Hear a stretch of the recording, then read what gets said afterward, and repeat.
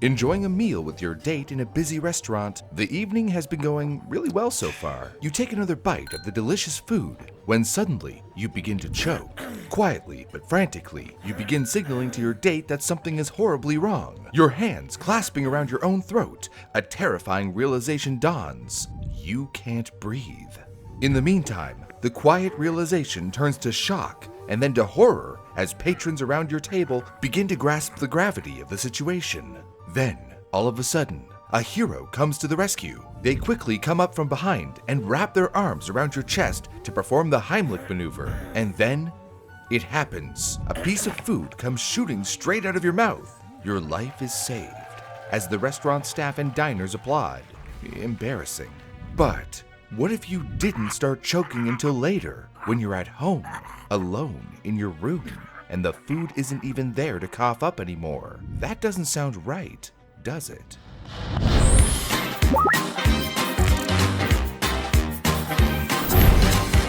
For 51-year-old Darren Hickey, this situation became a horrifying reality, and it all started when he accepted a seemingly innocent offering. April 4th, 2019, Darren was just about to leave Ridgemont House, the wedding venue he managed in Chorley, England, when he was stopped by one of the chefs who requested Darren sample one of their new fish cakes. Darren obliged, popping the appetizer into his mouth, but upon biting through its crunchy exterior, his mouth was met with an interior that was soft, moist, and extremely hot. Nonetheless, he swallowed the food down. Almost immediately, a searing pain began developing in his throat, a pain that eventually became so unbearable that he decided to get it checked out. He made a visit to the urgent care ward at Chorley Hospital. Darren informed hospital staff that, other than the continuous pain in his throat, he didn't have any particular pain while swallowing, nor any difficulty breathing. His medical checkup showed nothing unusual, including no notable issues with his breathing upon listening to his chest. His situation was also discussed with an ear, nose, and throat specialist from a nearby teaching hospital. Since he seemed stable and had no severe symptoms, Darren was sent home with paracetamol for the pain and was instructed to come back if his symptoms became worse. And sure enough, 2 hours after he arrived home, he let his partner, Neil Parkinson, know that the pain in his throat was worsening. But instead of heading straight back to the hospital, he went to his room to try to get some rest. Only 15 minutes later, at about 9:45 p.m., everything took a turn for the worse.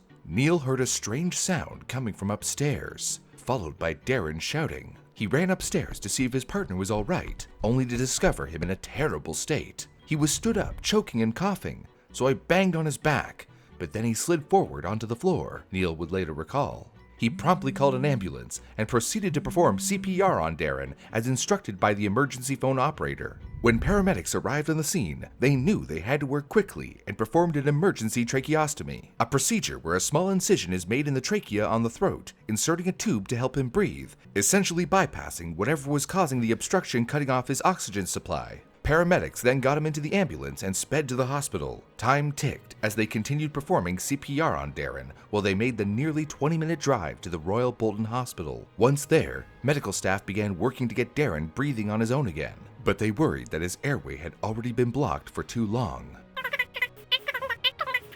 You're right, Bean. It is strange that he began choking almost 10 hours after ingesting the fish cake. He had even told the hospital during his earlier medical exam that he wasn't having any trouble breathing. So why the sudden change? And how often does something like this happen? I was unable to find statistics regarding choking cases occurring in people hours after the initial ingestion of the food. But in 2022, the United States recorded approximately 5,554 choking deaths, predominantly among elderly individuals, with food being the most frequent cause of such incidents. Not exactly what I was getting at, Howard, but wow, that's a concerningly high number of casualties from choking. What I meant was, how could this happen? There must have been something else going on. The food wasn't even there anymore. Was it a shellfish allergy? No, it probably has something to do with the temperature of the food. But why did his other symptoms take so long to present? And how come he didn't spit out the fish cake if it was so hot? Oh, it says here that Darren was a stroke survivor 7 years prior. That could explain why he would swallow food that was scaldingly hot in the first place. It is possible for a recovered stroke victim to have delayed reactions to sensory input due to impairments in neural pathways and thus increasing the risk of injury when ingesting hot food.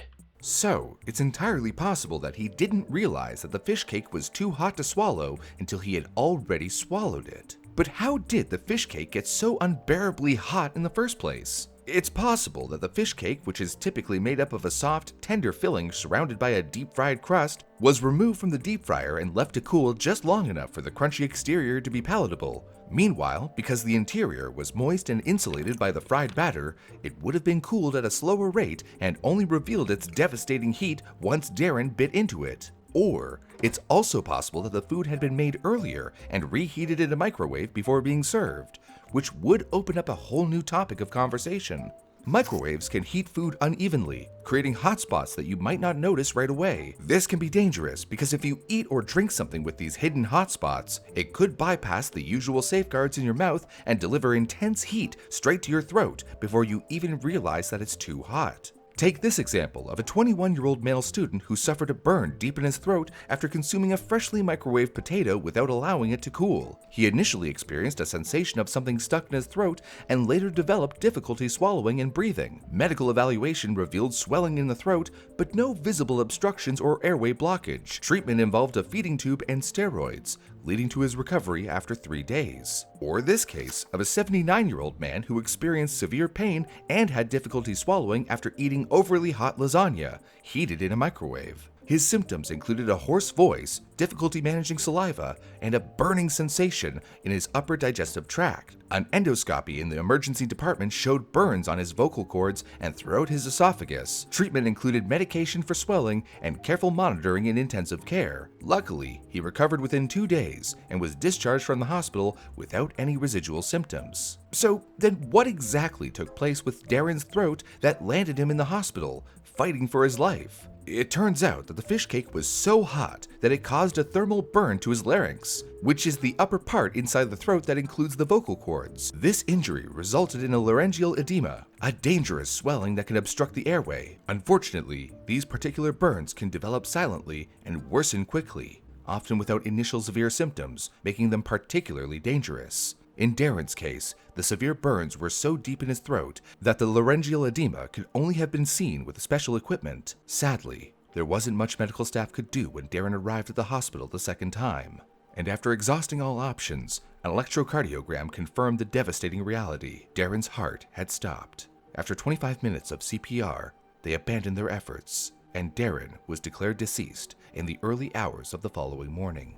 A post-mortem examination confirmed the swelling, but showed no signs of an allergic reaction, reinforcing the direct cause of death being a thermal injury from the hot fish cake he had eaten. Dr. Patrick Wow, who performed Darren's autopsy, explained that his case was extremely uncommon. Basically, we normally see this scenario in people who are involved in house fires with inhalation of smoke which burns the airways or industrial accidents with hot steam. The patient can appear well, they will be talking to you, but then the swelling starts. It's safe to say that you shouldn't expect to have your throat being severely burned whenever you eat something that's a little too hot. But Darren's case shows us how life-threatening thermal injuries can be when they go untreated. Even if it's just pain that you're experiencing after eating something piping hot, you probably should get an immediate and thorough medical assessment to be safe. It could be a severe burn that develops into something much worse. So, as always, stay safe out there, friends. And if you thought this story was intriguing, then you should watch this one about how a woman lost all 4 of her limbs after her own puppy licked her. Until next time, from myself, Howard, and Bean, thanks for watching. Goodbye. Goodbye.